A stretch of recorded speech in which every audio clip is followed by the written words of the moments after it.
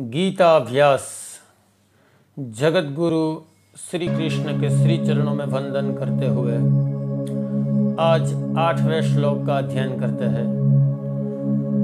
भवान भीष्मश्च कर्णश्च कृपश्च समितिञ्जयः अश्वत्थामा विकर्णश्च सोमदत्तिस्तथैव च। दुर्योधन आचार्य से अपनी सेना के सेनानायक महारथी पराक्रमी योद्धाओं के नाम की गिनती कराता है और कहता है कि आप भीष्म पितामह, कर्ण, कृपाचार्य, अश्वत्थामा, विकर्ण और सोमदत्त का पुत्र भूरिश्रवा, ये 7 योद्धाओं के नाम दुर्योधन ने आचार्य को गिनती कराई। मैं कहूंगा बहुत से योद्धा, रथी, महारथी, पराक्रमी योद्धा रहे हैं दुर्योधन की सेना में। हालांकि 11 अक्षौणी सेना है, इसमें बहुत से योद्धा भी है जो युद्ध में निपुण है, लेकिन 11 अक्षौणी सेना में से सिर्फ और सिर्फ इन 7 योद्धाओं का नाम दुर्योधन बोले है। क्या वजह है इन 7 योद्धाओं का नाम लेने में और क्या विशिष्टता है इन योद्धाओं में,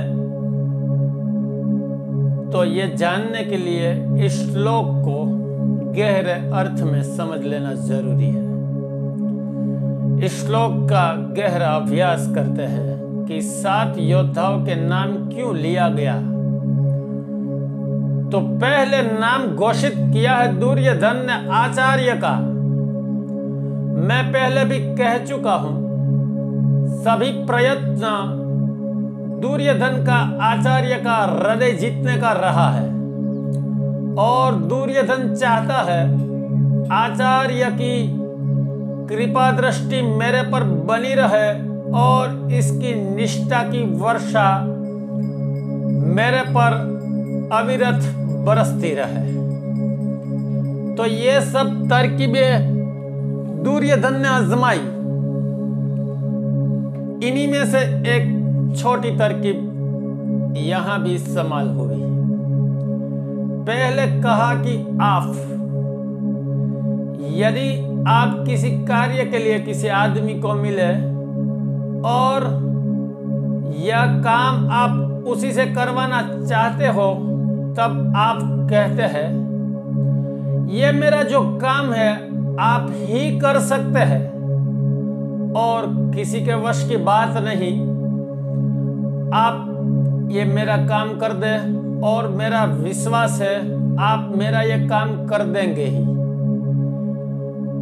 ये से शब्द बोलने से वो आदमी न चाहते हुए भी आपका काम कर देगा।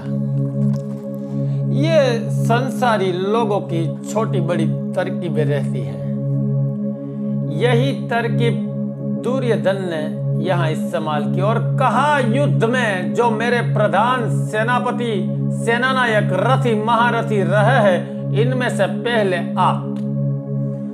आचार्य को परोक्ष रूप से घोषित कर दिया कि आपसे बड़ा योद्धा और कोई नहीं। पहली नजर मेरी आप पे है और मेरी इच्छा युद्ध जीतने की आप ही पर टिकी हुई है। आप ऐसे योद्धा रहे कि मुझे युद्ध में विजय दिला सकते हैं। तो यह युद्ध करने का जो दुर्योधन का कार्य है वो आचार्य से पूर्ण करना चाहता है और आचार्य निष्ठा से युद्ध भी करे। इसीलिए पहला नाम लिया है आचार्य द्रोण का। मैं कहूंगा ये 7 नाम क्यों घोषित किए। दूसरा नाम पितामह भीष्म। दुर्योधन जानता है कि और कोई जो योद्धा है जो मुझे युद्ध में विजय दिला सकता है वो है भीष्म पितामह, क्योंकि अजय योद्धा रहे और बहुत पराक्रमी युद्ध निपुण योद्धा है भीष्म जी। हालांकि वो पांडव का वध नहीं करेंगे, लेकिन वो दुर्योधन का वध होने भी नहीं देंगे, ये भी दुर्योधन जानता है। जब तक भीष्म पितामह के नेतृत्व के नीचे सुरक्षित मेरी सेना है, तब तक कोई योद्धा मुझ तक नहीं पहुंचेगा। ये दुर्योधन जानता है, ना ही सिर्फ जानता है बल्कि भलीभांति जानता है। जब तक भीष्म पितामह के नेतृत्व में मेरी सेना खड़ी है, तब तक पांडव विजय का स्वाद नहीं चख पाएंगे। इसीलिए दुर्योधन ने कहा है कि भीष्म जी जो मेरी सेना में है। तीसरा नाम यहां कर्ण का लिया गया। अभी तक जिन जिन योद्धाओं के नाम दुर्योधन द्वारा लिया गया था पूर्व में, वो सब घृणा के कारण पांडव सेना के योद्धाओं का नाम लिया। लेकिन पहली दफा यहां दुर्योधन का प्यार उभरता हुआ दिखाई पड़ा। उसके हृदय में कर्ण का नाम बहुत गहराई से जमा हुआ है और यह हृदय की प्रीति यहां निकलती हुई दिखाई पड़ी, क्योंकि कर्ण युद्ध में था ही नहीं और आचार्य को योद्धाओं की गिनती में कर्ण का नाम गिनती में लिया। हालांकि जब भीष्म जी ने कह दिया था कि कर्ण मेरे ध्वज के नीचे युद्ध नहीं करेगा, तो कर्ण युद्ध में था ही नहीं। हाँ, बाद में वो युद्ध से जुड़ गया, बाद में शामिल हो गया कर्ण, जब भीष्म जी प्रधान सेनापति नहीं रहे तब। लेकिन इससे पहले युद्ध में था ही नहीं और योद्धाओं की गिनती में यहां कर्ण का नाम दुर्योधन द्वारा लिया गया। इससे साफ जाहिर होता है, ज्यादा प्रीति होने की वजह से उसका नाम दुर्योधन के मुख से निकला है कि कर्ण जो मेरे साथ है। युद्ध में विजय दिलाने के लिए ये दोनों योद्धा आचार्य और भीष्म विजय दिला सकते हैं, इसीलिए उसको पहले नाम लिया विश्वास जीतने के लिए। आचार्य का विश्वास जीतने के लिए पहले ये और दूसरे भीष्म पितामह। लेकिन तीसरा जो भीतरी विश्वास है, विश्वास जीतने की जरूरत नहीं है दुर्योधन को, क्योंकि पहले से ही भीतर विश्वास बना हुआ है कर्ण के ऊपर और वो प्रीति विश्वास सब मिलकर बाहर आया है कर्ण के रूप में। और दुर्योधन ने कहा कि कर्ण जो युद्ध में नहीं था, फिर भी कर्ण के प्रति गहरा विश्वास रहा है, तो कर्ण का नाम लिया और चौथा नाम लिया कृपाचार्य का। कृपाचार्य का नाम लेते ही एक गहरा विशेषण लगाया और कहा समितिंजय जो युद्ध में अजय है, सम इति जो ठीक रूप से अच्छे तरीके से युद्ध का इति कर सकते हैं, पूरा कर सकते हैं, ऐसे योद्धा कृपाचार्य रहा है। शायद पहली दफा किसी की तारीफ दुर्योधन के मुंह से निकली होगी और वो सद्भाग्य योद्धा रहे हैं कृपाचार्य, जो दुर्योधन के मुंह से तारीफ निकली है समितिंजय। क्या वजह हो सकती है कृपाचार्य को समितिंजय शब्द से सम्मानित करने की? मैं यहां कहूंगा दो वजह आपको। पहली तो ये कि दुर्योधन को स्मरण आ गया कि मैंने ये कर्ण का नाम गलत ले लिया, ठीक जगह नहीं लिया, क्योंकि द्रोणाचार्य और कृपाचार्य दोनों संबंधी है। कृपाचार्य साला रिश्ते में होते हैं आचार्य का, और कृपाचार्य भी अजय योद्धा है, बड़े योद्धा रहे हैं, तो दुर्योधन को तीसरा नाम कृपाचार्य का लेना चाहिए था, ऐसा शायद आचार्य सोचे। वो स्मरण आ गया दुर्योधन को और उसे अपनी गलती महसूस हुई उसने सोचा कि ये ठीक जगह कर्ण का नाम नहीं लिया मैंने, मुझे कृपाचार्य का लेना चाहिए था, इसीलिए अब आचार्य को बुरा न लगे इसीलिए कृपाचार्य के नाम के आगे विशेषण लगाया दुर्योधन ने और कहा कि जो कृपाचार्य है वो तो समितिंजय युद्ध में अजय है, वो मेरी सेना में है। बखूबी अपनी बुद्धि का इस्तेमाल किया दुर्योधन ने।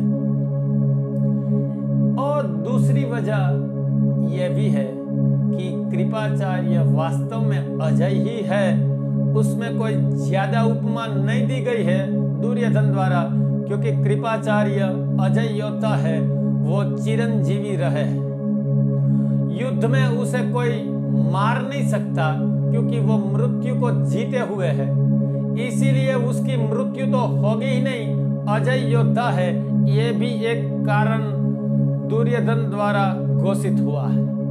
कृपाचार्य की मृत्यु तो है ही नहीं, तो उसे जीतना किसी भी योद्धा के लिए आसान नहीं है, ना ही सिर्फ आसान बल्कि नामुमकिन ये बात है। कृपाचार्य की मृत्यु नहीं होगी, तो इसीलिए भी शायद समितिंजय शब्द इस्तेमाल यहाँ गीता जी में दुर्योधन द्वारा हुआ है। और पांचवा नाम रहा है अश्वत्थामा का। अश्वत्थामा भी निपुण योद्धा भी है और मृत्यु को जीता हुआ है, चिरंजीवी योद्धा है।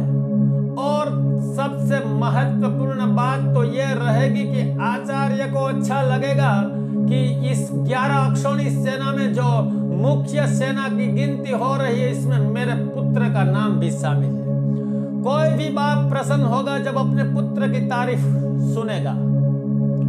कोई आदमी यदि श्रेष्ठ व्यक्तियों की गिनती कराए और उसमें आपके पुत्र का नाम शामिल हो तो इससे बड़ी खुशी एक पिता के लिए और कुछ भी नहीं हो सकती। तो यहाँ दुर्योधन ने अश्वत्थामा का नाम सीधा लिया कि आचार्य को और भी अच्छा लगे। ये सब आचार्य को अच्छे लगाने की तरकीबें है।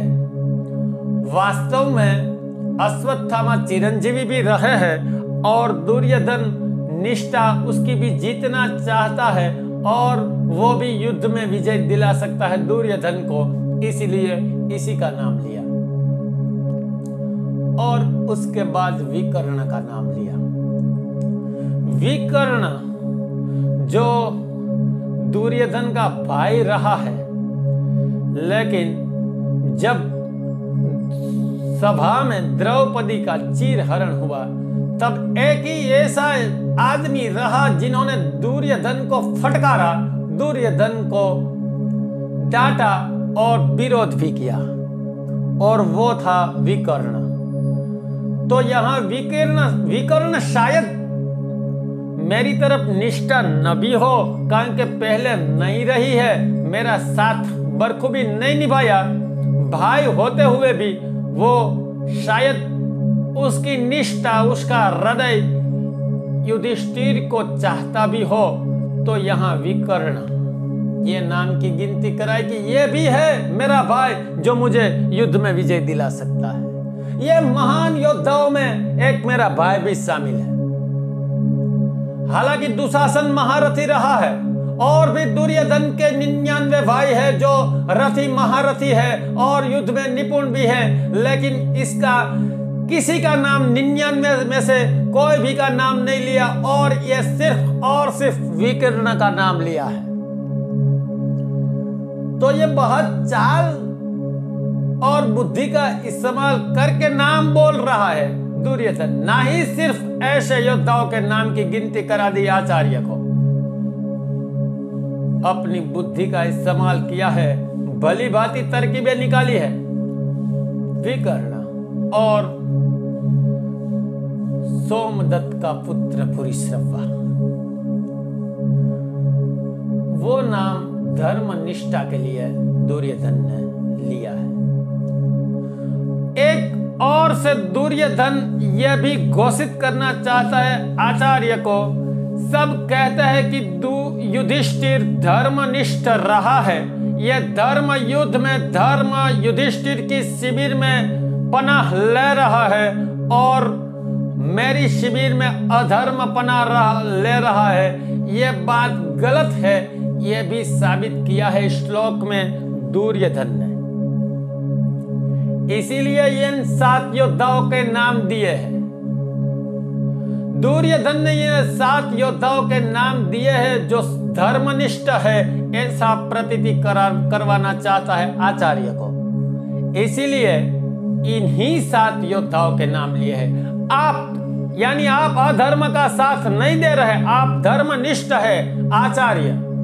भीष्म पितामह जो धर्मनिष्ठ रहे, अपनी प्रतिज्ञा के पर निष्ठा रखे हुए है, वो भी मेरे पक्ष में है।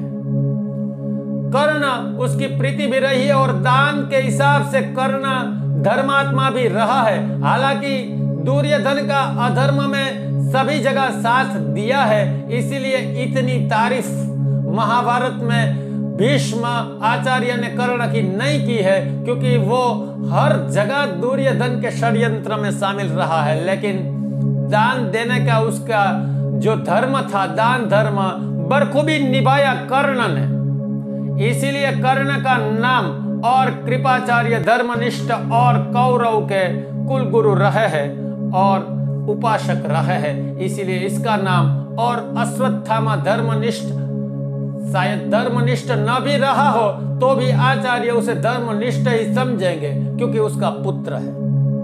अपने पुत्र को कोई अधर्मी समझ नहीं पाता, बहुत देर के बाद उसे समझ में आता है कि अधर्म का आचरण कर रहा है मेरा पुत्र, लेकिन छोटे मोटे अधर्म पिता पुत्र को अधर्मी नहीं कह पाएगा, क्योंकि उसका हृदय में बसा है पुत्र। हालांकि अश्वत्थामा ने महाभारत के अध्ययन में आप देख सकते हैं कि कोई ऐसा अधर्म युक्त कार्य अब तक नहीं किया। ध्यान से सुनिए, बाद में करेगा वो दूसरी बात है। अब तक जब तक युद्ध में खड़े हैं तब तक दुर्योधन का अधर्म में साथ अश्वत्थामा ने इतना क्या ही ज्यादा नहीं दिया ऐसा भी कह सकते हैं। तो अश्वत्थामा भी अधर्म के साथ नहीं है, फिर भी आज मेरे साथ युद्ध कर रहा है। और विकर्ण जो धर्मनिष्ठ है, धर्म का साथ देने वाला, जब द्रौपदी की सभा में चीरहरण हुआ तब विकर्ण ने मेरा साथ नहीं दिया, तब मैं गलत था, तब विकर्ण ने मेरा साथ नहीं दिया, धर्म का साथ दिया है। तो ये विकर्ण भी धर्म का साथ दे रहा है, तो मैं इस बार गलत नहीं हूं। दुर्योधन ऐसा कहना, ऐसा प्रतीति कराना चाहता है आचार्य को। और सोमदत्ती का पुत्र भूरिश्रवा, सोमदत्त जो शांतनु के दुर्योधन के प्रपितामह रहे हैं, शांतनु, उसी के भाई के वंशज ये भूरिश्रवा रहे। सोमदत्त बहुत से यज्ञ करवाए थे, धार्मिक वृत्ति का आदमी रहा था सोमदत्त, और उसी का पुत्र जो संपूर्ण धर्मनिष्ठ जीवन व्यतीत कर रहा है वो सोमदत्त का पुत्र भूरिश्रवा। तो ये धार्मिक लोगों की गिनती कराई दुर्योधन ने, वो प्रतीति कराना चाहता है कि देखिए आचार्य, ये धर्मनिष्ठ लोग मेरे साथ है, इसका मतलब मैं कोई अधर्मी नहीं रहा। यदि मैं अधर्मी रहा तो ये धर्मनिष्ठ लोग मेरा साथ नहीं देते। तो ना ही सिर्फ युधिष्ठिर की शिविर में धर्म पनाह ले रहा है, बल्कि मेरी शिविर में भी धर्म है। यदि ये धर्म युद्ध है तो मैं अधर्म तरफ से युद्ध कर रहा हूं, ऐसा सीधा आप नहीं कह सकते। ऐसा भी दुर्योधन ने घोषित किया यहाँ। तो ये 7 योद्धा का नाम लेने में गहरी वजह है। ये थोड़ी छोटे से अभ्यास में इतना हम मालूम पड़ता है कि ये 7 योद्धा के नाम तरकीब और बुद्धि से लिया गया दुर्योधन द्वारा। आचार्य को गिनती कराई इन 7 योद्धा की जो रथी महारथी रहे हैं, और आचार्य को ये भी प्रतीति कराया कि हम युद्ध में आप सब मेरे साथ हैं और आपकी निष्ठा मेरे पर बनी रहे। तो ये कहने का मतलब 8वें श्लोक में रहा है दुर्योधन का। सभी को जय श्री कृष्ण।